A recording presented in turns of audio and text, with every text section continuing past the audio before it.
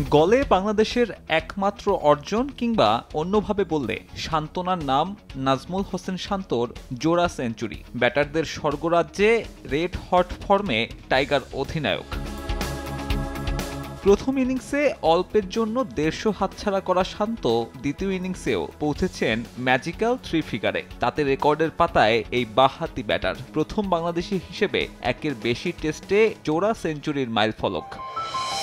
শান্ত যেখানে নাম লিখিয়েছেন সে তালিকাটা কিংবদন্তিদের। আছেন গাভাস্কার, পন্টিং, সাঙ্গাকারাদের মতো বড় বড় সব নাম। শান্তর আগে আরও ১৪ জন ক্রিকেটার একই টেস্টে জোড়া সেঞ্চুরির মাইলফলক স্পর্শ করেছেন একের বেশি টেস্টে। টাইগার ব্যাটার সেখানে সবশেষ সংযোজন। একমাত্র বাংলাদেশি তো অবশ্যই, শান্ত এই তালিকার একমাত্র অ্যাক্টিভ ক্রিকেটারও। ব্রায়ান লারা কিংবা বিরাট কোহলিদের মতো ক্রিকেটাররাও জায়গা পাননি এই এলিট লিস্টে।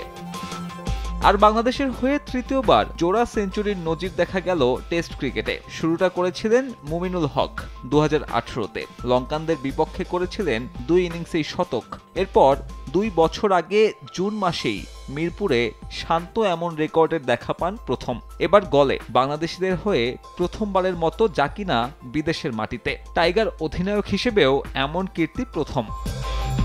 এই সেঞ্চুরিতে সাকিব আল হাসানকে স্পর্শ করলেন শান্ত। বাংলাদেশ অধিনায়ক হিসেবে তার সেঞ্চুরি সংখ্যা ৪টি, সামনে কেবল মুশফিকুর রহিম। ২৭ বছরের শান্তর সামনে রেকর্ডটা নতুন উচ্চতায় নিয়ে যাবার বড় সুযোগও।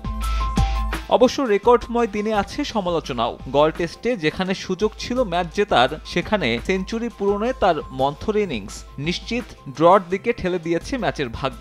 ম্যাজিক্যাল 3 ফিগারে পৌঁছাতে শেষ ১১ রান নিতে ২২ বল নষ্ট করেছেন বাংলাদেশ অধিনায়ক। টেস্ট ক্রিকেটে ২৫ বছর পার করেও ব্যক্তিগত অর্জনেই সন্তুষ্টি খোঁজা দলটার নাম বাংলাদেশ। অথচ এই সময়ে ক্রিকেটটা বদলে গেছে অনেক। শান্তর আনন্দ যখন জোড়া সেঞ্চুরিতে, ঠিক একই সময়ে লিডসে একদম নতুন দল নিয়ে ভারত লড়ছে জয়ের খোঁজে। সাব্বির মিথুন, সময় সংবাদ।